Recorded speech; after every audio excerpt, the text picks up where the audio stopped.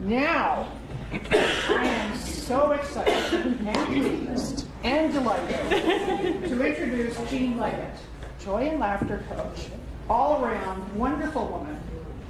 Jean has been a certified professional life coach since 2010, focusing on helping her clients achieve greater joy and laughter in their day-to-day lives. She's also a stand-up comedian and a laughter yoga leader. Who here knows about laughter yoga? And as she mentioned, that's not it. And as she mentioned, she's also an enthusiast of snarky romantic haikus. Okay, settle down. Jean is also no laughing, profound and pro-funny. She was raised by deaf parents and has a deaf sister. She is a natural-born communicator and facilitator. She uses her comedy and coaching to create an authentic, safe, and collaborative space for her clients to learn to laugh again. If she wasn't doing what she's doing now, she'd love to be running a play care, I love this, for adults. Finger painting, Play-Doh, afternoon naps, and she's fun. Yes! And something no one knows about Jean, she would love to spend a week at a celebration retreat. It gives me great pleasure to introduce, please help me welcome the awesome Jean Leggett. Thank you. Wow, this is like my first real audience since I've moved to Barrie, so thank you very much for that wonderful introduction, Patty. And thank you to the SBC founders for creating that awesome space. You know, it's really nice when I don't have to warm up a crowd. I was saying to, I think it was Julianne earlier, that the toughest comedy act I ever did was there was 8 people, and there were 4 comics and their friends. And comics don't laugh at other comics. So thank you for being a warmed up room. So the topic of my talk today is the science of joy and laughter. And so I Googled last night, God, I love Google, and science of laughter. There's an actual word for it. It's gelotology. I know, you're thinking pudding pops? But no, really, it is a pretty profound experience to learn what laughter really is and what it can do for you and the impact on your psychological and physiological impacts. There's great health benefits to laughing heartily, regularly. 10 minutes a day keeps the doctor away, really. So I just recently had the opportunity to go and take laughter yoga certification this past weekend.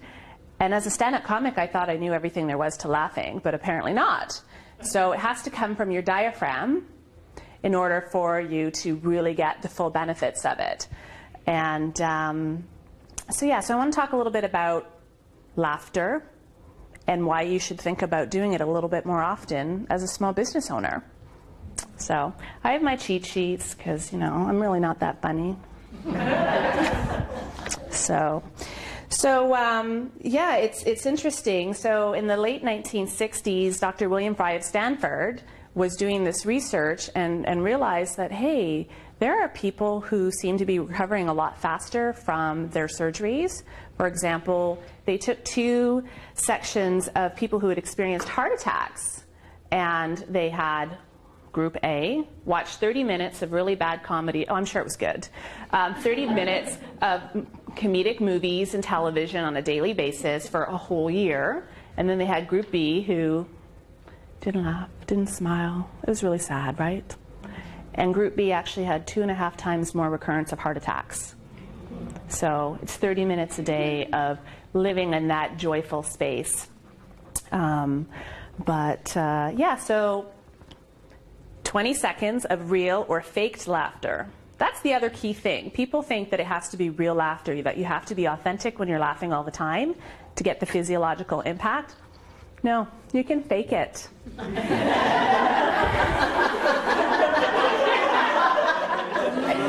know what you're thinking, right? Fake. Anybody else fake anything else in their life? No. I can tell you just go with gusto, right? So, yes. And laughter, you know, sustained laughter produces endorphins. It boosts your immune system. Your oxygen is pumping a lot faster. So there's really, it's a biological, it's a biochemical change, and changes your perspective on life. One of the stories that my instructor was telling me this weekend was there was a fellow who came to her laughter class, and it's very silly. That's all we do, is we come to the class and we're like, oh, I know. And people are like, really? That's kind of weird. Yes. But that's the whole point. It's, you know, a whole hour, hour and a half of laughing your face and your ass, because let's face it, it's a cardio workout. So there was a gentleman that came, and it was as if he needed permission to be funny and to experience laughter and joy again in his life. And he said to her husband, not knowing that it was her husband, if I had found you 2 years earlier, I might have saved my marriage. Now, I still get goosebumps when I think about that, because I think there are a lot of people who have forgotten what it is to have joy and laughter in their life. So the work that I do, I can't believe that I get paid to do this, you know, to come and be that messenger, that angel of joy and laughter, and just make people feel good about themselves. And quite frankly, it's an unlimited source. It's renewable. Don't hog it. Don't hog it. So... how many of you have heard of Patch Adams? Right?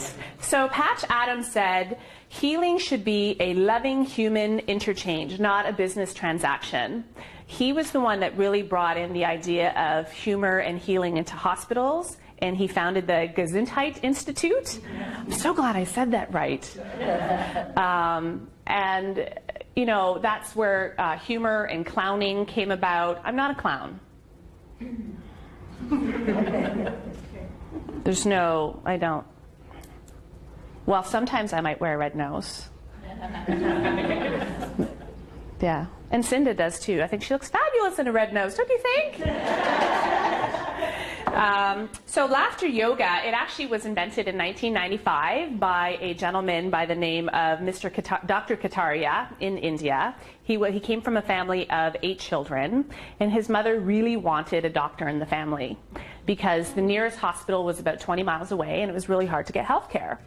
So he went. His parents, his mother and his 2 elder siblings supported him, and he went and got his doctor's training and came back, and he started doing this crazy thing, like they had 5 people in a park laughing. And his brother said, really, this is what we sent you to medical school for? Could you maybe not do that? Next thing you know, there were 50 people in the park. And it started growing. And they started out telling like really dirty jokes, and you know, it was all about the humor, like how could I make you laugh? And in about 2 weeks, the jokes started to dry up, or they started to get really raunchy. And he came up with a series of exercises, like intentional exercises on how to stimulate laughter as opposed to being funny. And that's where laughter yoga came about. It's not about wearing yoga pants, especially not the Lululemon see-through ones. You know, please don't wear those to laughter yoga, especially if you're going to be wearing a thong. No.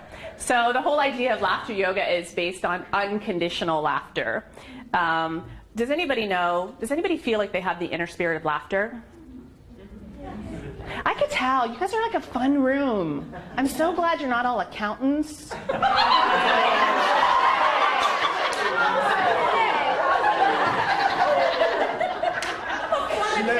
That's right. But there can't be more than the whole room of fun. There can only be one. Thank you. Yes. Shh, I say it to myself. But you know, the inner spirit of laughter is really about maintaining a regular positive attitude. It's about staying alive in a positive mental state despite your challenges. Like, we all have challenges. We all see them on everybody else's Facebook. You know, this happened, this happened. Quite frankly, for me, I take you off my news feed. I don't want to hear your misery. There's a great song by the Proclaimers. Life is full of misery, so take something for it all. Try to ignore it, don't give it to me. So there's enough of that in the world that you can choose what you want to have in your space. And for me, that is nothing but silly and play. And I think it's a little much for my husband, but that's okay. It's not for him, it's for everybody else. And as you go through laughter yoga and you integrate more laughter and joy into your life, you will develop a sense of appreciation for other people, compassion, generosity, forgiveness. And those are really key parts of moving forward in your life to feel a little bit freer, lighter, and move on. What was interesting was, has anybody had this experience that when you're successful, other people try to sabotage you? Yeah? They say, who do you think you are? You know, what makes you so special? It is true that when you're happy and other people see that you're happy, they may try to bring you down. So just ignore them. Just like pie them in the face or something. So, yeah. So, you know, one of the interesting misconceptions about comedy or laughter yoga is that you need a sense of humor. Has anybody met anybody that does not have a sense of humor? Sorry. Yeah? Yeah, it's sad. I don't understand, but that's me. We all have the inverse of who we are. We don't understand. Maybe I'm an extrovert. I don't understand introverts. I like them, but I don't understand them. I really don't understand people without a sense of humor, because, you know, where's that bubble? Where's that light? But you don't need a sense of humor to experience the joy of laughter yoga.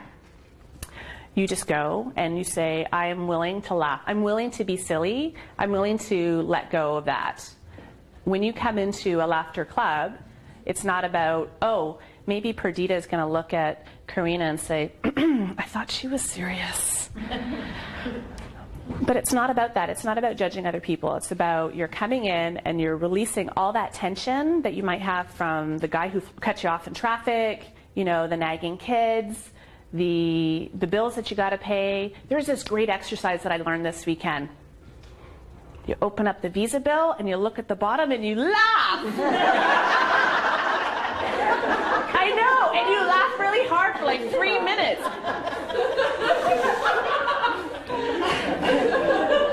You're like, I can't believe this. And it just goes on and on. I just got a little bit of head rush there. Yeah, so, and it is about learning to laugh joyfully. It's about having that experience of connecting. You ever notice, like, little kids, when they try to tell you a joke, they laugh before they get to the punchline? It's because they don't have that sense of judgment around their comedy. Well, to them, it's not even comedy. It's just them being silly. And they're not thinking about it in terms of, oh, well, am I telling the joke right? They don't put those boundaries on themselves. They really are experiencing life from a childlike perspective. And I think that as adults, a lot of us really kind of wish that we could do that over again and just leave our parental, our professional responsibilities at the door and be children again. I'm all for Play-Doh. I have like a huge stack of crafts in my house, and I am like the worst crafter in the world. It looks like I was 6 when I made them. So, but it's not about perfection. It's about just play. I don't know, is anybody here familiar with Dr. Brene Brown? Only one. She is this brilliant, she is a doctor in social work, and she has done research on shame and vulnerability and resilience. And she's a fantastic book called, gosh, what is the name of the book? The Gifts of Imperfection. And one of the things that she has is 10 guideposts for wholehearted living. And one of the guideposts, cultivating a sense of rest and play. So that is what resilient people have in common, is that they create space for them to rest and to play. So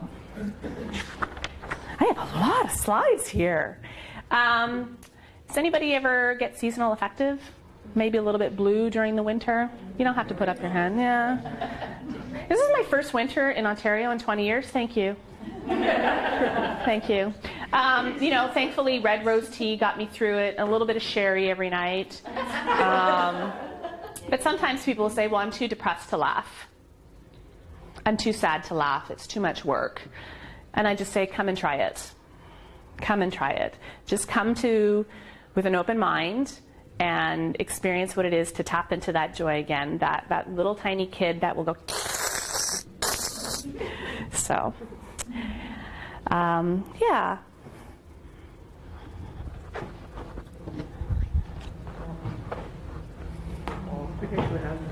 Better knock anything over. You know, motion creates emotion. When you get up, I have a random dance alarm set on my phone. These ladies have heard it during meetings. I have to change the time sometimes because I'll be in a serious meeting and then I'll hear like, what's that? That's the random dance alarm. Because it's my reminder to stop what I'm doing and to have fun. I know, that's crazy. Woo, it bounced. So if you're feeling sad, what do? You get up, you go for a walk. It's hard to feel sad when you're, well, on the treadmill maybe. Can't believe I ate that donut, so now I have to go on the treadmill. When we're unhappy, pretending to be happy also will bring us to a state of happiness. And the inverse is true. So if you're wallowing in your sadness, wallow some more because it's just going to get deeper. Studies have shown that actors who portray a sad person for a prolonged period of time will actually start to experience the symptoms of depression. Yeah. So, does anybody know the difference between happiness and joy? I'm so glad I'm here.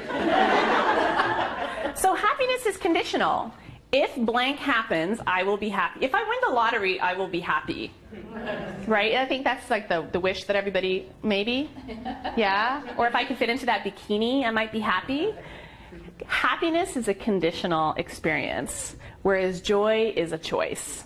Joy is I choose to have a perspective in my day-to-day life that is positive and that I can get through any experience that I have dealing with. The 4 elements of joy. There will be a test afterwards. Okay, are you making notes? Singing, dancing, playing, and laughing. Okay, just like an apple a day, 4 elements of joy. It's kind of like the 4 seasons. No, it's not. No. So going back to my work as a stand-up comic, I mean, I go and I make people laugh. I've had people sit there with their arms crossed like this. It's like, make me laugh. That's a lot of work. You know, you're not funny. Yes, I am. But being funny is about performing for others to make them laugh. Having fun is about cultivating a sense of childlike play and wonder. And they're 2 completely different things.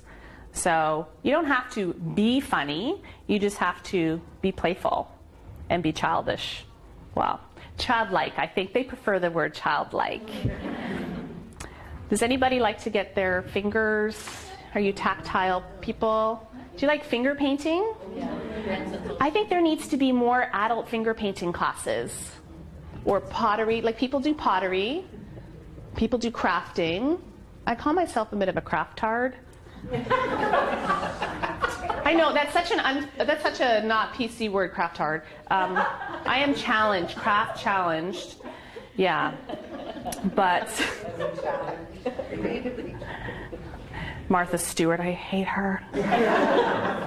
And Pinterest. Oh my God, that totally makes me feel inadequate.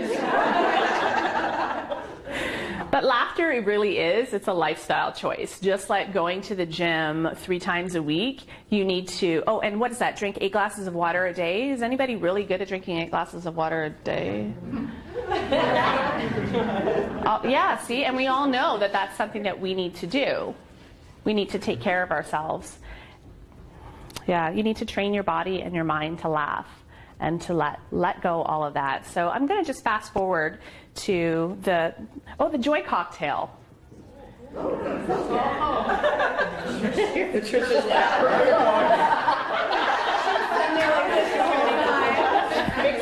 She's like, more now?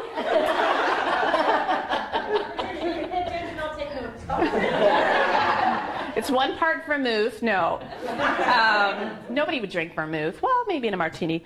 But the joy cocktail, it's about feeling good. So, you know when you're laughing, you've watched like a really funny movie, and you're feeling all buzzy? Yeah, that's your endorphins. That's you're feeling happy, warmth. You're feeling unconditional love, tolerance and forgiveness and bonding. And in a group, when you do this in a corporate setting, well, corporate, you know, in a larger organizational setting, you have what's called the higher concentration of the feel-good hormones. You're having a joy cocktail party. Yeah, everybody's like buzzing off of each other. It has that multiplier effect, so it just, and you want to infect other people with your joy. Again, it's about not hogging that. You need a joy cocktail. So again, you know, anti-stress, it lowers the cortisol levels. They've actually done studies with engineers, and they had them do laughter yoga every day for 3 weeks, and their cortisol levels, that's their stress, that ages you. Botox. Who needs Botox? You just need, you know, Whoopi Goldberg. Or spandex yoga pants. It boosts your immune system. It increases your emotional intelligence. It increases your social connection with other people. That's the other thing. When you go into a laughter yoga club and you're like laughing with somebody you don't even know, you might even have a stronger emotional connection to that person than you would with somebody that you work with for 50 years. 50. Man, I hope I'm retired by then. But you know, it's that I see you, I connect with you, I understand you. Yeah. Man, I wrote a lot of notes. Goodness. Well, do you want to hear about productivity? Yes. I'm so excited about productivity. Can you tell? But you know, when you are cultivating that sense of joy and laughter into your personal life, it can't help but spill over in your professional life. You know, you're activating your, this is my right brain? Yeah, my right brain. You're activating that part of your brain. You're more creative. You're more engaged. You lower presenteeism at your office because people want to be there because they are connecting to their other coworkers and colleagues. You're reducing turnover in your staff. You know, it cultivates a sense of community and connection. I know it's so quiet in here. It's like people got serious all of a sudden. John Cleese is one of my favorite British comedians / actors, and I think he said something really quite brilliant. People who laugh together work together, whether that's in a professional setting or in a community setting. And I might be a little bit biased, but I think that joy and laughter is the way to go. So. I have 3 more balls left.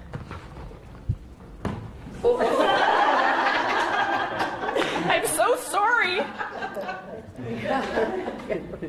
Who really wants a ball? For you. So thank you very much for coming today, and I hope that you will join me in some laughter yoga sometime and just let it out. You know, let your child out. You don't have to tell it to clean its room. You know, it's all about cultivating joy and fun and being a child. And I think that when we're so serious in our day-to-day jobs, we forget about that. And I don't want somebody to come to my laughter class and say, you know, I wish I found you 2 years ago. So. Don't send anybody 2 years. Yes. Can you just throw an exercise? Okay, are you willing to be silly with me? Sure. Absolutely. Okay. I was hoping you would say that. Okay, so you have to stand up though. This is not a sitting down exercise. Just make sure that Ken has enough room to see me. Okay. So, what do we do when we get up in the morning? We brush our teeth, right?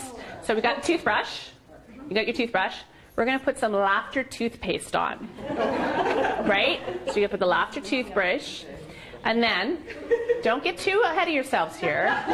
We're going to laugh while we brush our teeth, okay?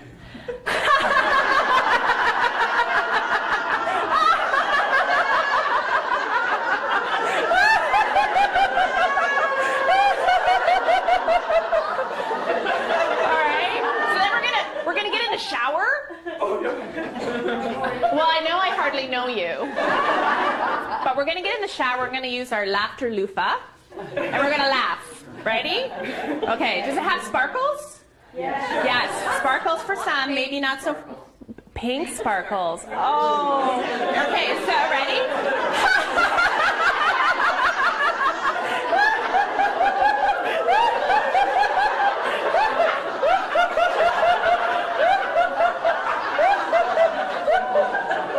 Okay, then laughter shampoo. Can't forget the shampoo. Ready?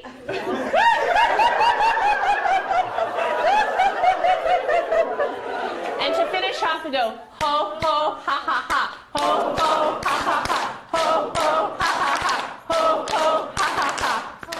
Thank you very much.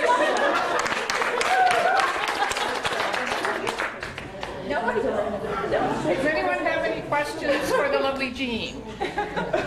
Are you all like? How do you guys feel now? Awesome. Did that like give you a bit of a buzz? Yeah. So can you imagine doing 60 to 90 minutes of that? Yeah. Yeah. You'll feel younger. This will be tighter. All ready for bikini. It complements bikini season. Thank you so much. Thank you.